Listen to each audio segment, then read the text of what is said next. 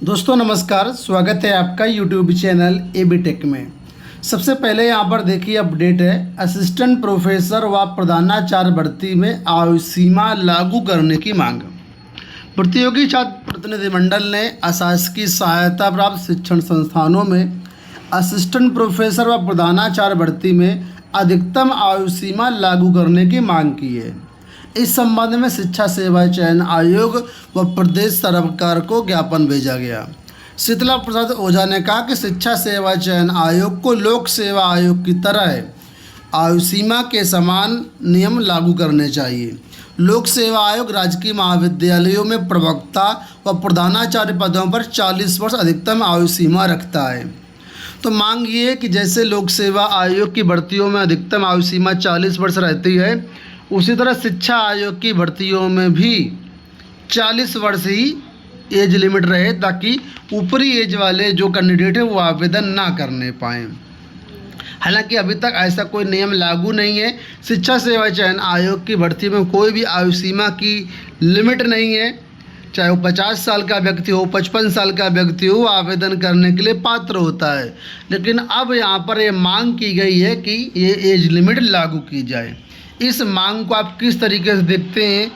क्या ये चीज़ें होनी चाहिए? कमेंट बॉक्स में बताइएगा।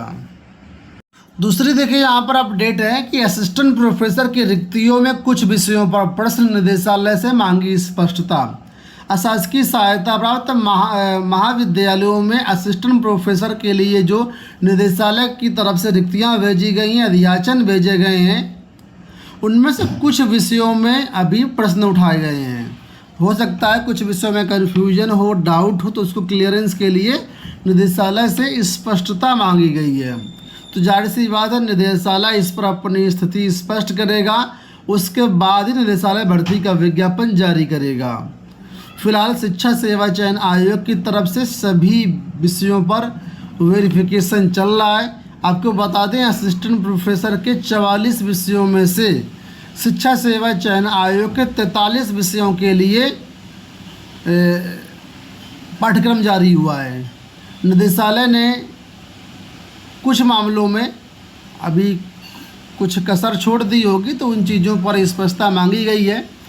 तो आपको बता दें दोस्तों, ये विज्ञापन बहुत जल्द जारी होने वाला है। बस जो कुछ चीज़ें रह गई हैं उसी को क्लैरिफाई करना है, इसके बाद आपका ये विज्ञापन जारी हो जाएगा। असिस्टेंट प्रोफेसर में आपके परीक्षा में 120 प्रश्न आएंगे। इस 120 प्रश्न में 90 प्रश्न आपके विषय के होंगे और 30 प्रश्न आपके जीएस से संबंधित होंगे। माइनस मार्किंग भी रहेगी, ठीक है। तो अगर आप नेट क्वालिफाई हैं, नेट पास हैं, तो ये बड़ी भर्ती आपका राह देख रही है। एक खबर यहाँ पर देखिए, माध्यमिक स्कूलों में 3402 वोकेशनल ट्रेनर रखे जाएंगे। राजकीय व अशासकीय सहायता प्राप्त एडेड माध्यमिक विद्यालयों में वोकेशनल प्रशिक्षक रखे जाएंगे। यूपी के 1701 राजकीय व एडेड स्कूलों में 2-2 प्रशिक्षक, कुल 3402 आउटसोर्सिंग कंपनियों की मदद से प्रशिक्षक रखे जाएंगे। इन्हें 15-15 हज़ार रुपये मासिक मानदेय मिलेगा। सत्र 26-27 से 731 राजकीय व माध्यमिक स्कूलों व 970 एडेड माध्यमिक स्कूलों में 2-2 ट्रेड में व्यावसायिक शिक्षा की पढ़ाई शुरू होगी। श्रेणी कक्षा 1-9 में दोनों ट्रेडों में कम से कम 25 छात्रों का प्रवेश दिया जाएगा।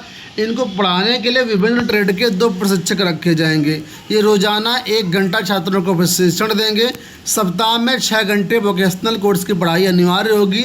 Retail, IT, tourism and hospitality, agriculture और management and entrepreneurship and professional skill आदि सेक्टर में office assistant, data entry operator, micro finance executive और रिटेल स्टोर ऑपरेशंस असिस्टेंट जैसे पदों पर नौकरियां मिलेंगी।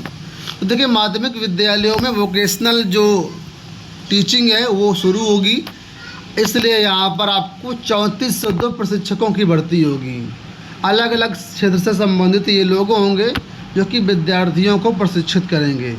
तो अगर आप इसके लिए निर्धारित एलिजिबिलिटी क्राइटेरिया रखते हैं, जैसे ITI, पॉलिटेक्निक, बीटेक वगैरह किया होगा संबंधित ट्रेड में, यहाँ पर जितने कि आपके सामने जो ट्रेड नीचे लिखी गई हैं, इनसे संबंधित अगर आप हैं तो आपको यहाँ पर मौका मिल सकता है। वेतनमान भी ठीक ठाक है, 15,000 रुपये मानदेय आपको मिलेगा हर महीने। एक विद्यालय में एक ही प्रशिक्षक काम करेगा। प्रधानाचार्य हर महीने इन वोकेशनल प्रशिक्षकों की उपस्थिति सत्यापित करेंगे, जिसके आधार पर मानदेय दिया जाएगा। कोई भी वोकेशनल प्रशिक्षक एक के अलावा किसी अन्य विद्यालय में काम नहीं करेगा। उससे इस बात का प्रमाण पत्र भी लिया जाएगा कि आपको एक ही विद्यालय में काम करना है, एक ही विद्यालय से आपको पेमेंट भी मिलेगी। तो इस तरीके से भर्ती होने वाली है। कुल मिलाकर के आउटसोर्सिंग माध्यम से भर्ती होगी। आने वाले समय में जैसे इसके बारे में कोई अपडेट आती है चैनल के माध्यम से हम आपको अपडेट करेंगे। चैनल को सब्सक्राइब कर लेना, सारी जानकारी आपको मिलती रहेगी। लंबी लड़ाई लड़ने के बाद फाइनली कल भारत के शिक्षा मंत्री धर्मेंद्र प्रधान का इस्तीफा हो गया है और छात्रों का प्रदर्शन अब लगभग समाप्ति की ओर है। ठीक है, तो यहाँ पर देखिए उसी के बारे में चर्चा है कि सरकार ने सीजेपी की सभी 3 मांगें मानी। जंतर मंतर पर देर रात तक जश्न मनाते रहे प्रदर्शनकारी। इसके साथ ही यहाँ पर भी देखें तो क्या लिखा है कि युवाओं ने जवाब मांगने की ताकत को स्थापित किया। शिक्षा मंत्री के इस्तीफे के बाद सीजेपी ने कहा कि यह ट्रेलर पिक्चर अभी बाकी। तो आगे और भी कुछ रणनीतियाँ होंगी अलग अलग मुद्दों पर। ठीक है, तो जैसा कुछ होगा आने वाले समय में आपको खुद ही अपडेट मिलता रहेगा।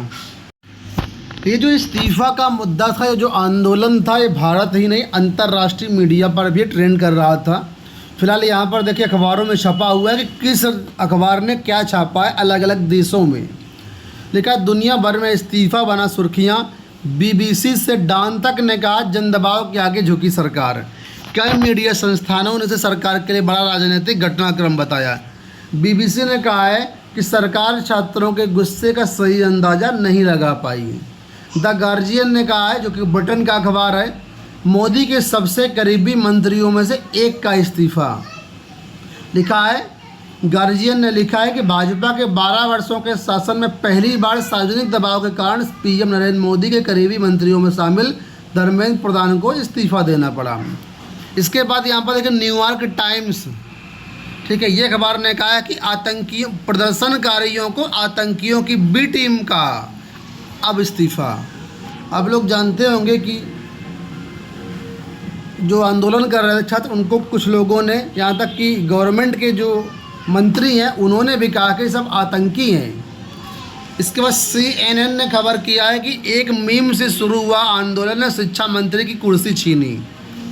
अल जजीरा ने कहा है सरकार बड़ा राजनीतिक फैसला लेने पर मजबूर।